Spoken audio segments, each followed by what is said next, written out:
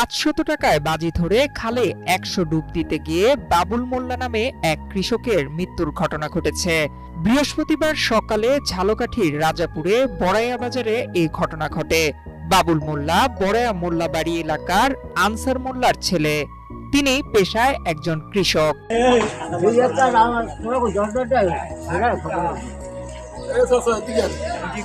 স্থানীয় ও নিহতের স্বজনরা জানায়, বৃহস্পতিবার সকালে বাবুল মোল্লা বাড়ি থেকে এক বস্তা চাল মাথায় নিয়ে বড়াইয়া কাচারিবাড়ি বাজারে নিয়ে আসেন।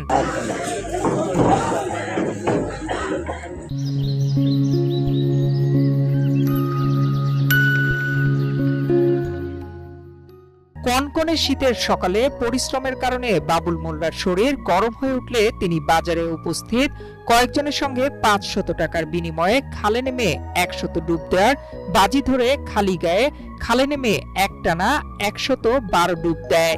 এ সময় খালের দুই পাশে থাকা লোকজনকে ভিডিও করতে নিষেধ করে ওই কৃষক।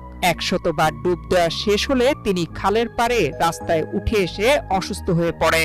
মুহূর্তের মধ্যেই বদলে যায় চারপাশের দৃশ্যপট। এ সময় স্বজনরা তাকে কম্বল পেঁচিয়ে আগুনের তাপ ও তেল গরম করে দেওয়ার পরেও তার অবস্থা অবনতি হতে থাকে। পরে স্বজনরা তাকে রাজাপুর উপজেলা স্বাস্থ্য কমপ্লেক্সে নিয়ে গেলে কর্তব্যরত চিকিৎসক তাকে মৃত ঘোষণা করেন। রাজাপুর থানার ভারপ্রাপ্ত কর্মকর্তা নজরুল ইসলাম জানায়, খবর পেয়ে পুলিশ ঘটনাস্থল পরিদর্শন করেছে।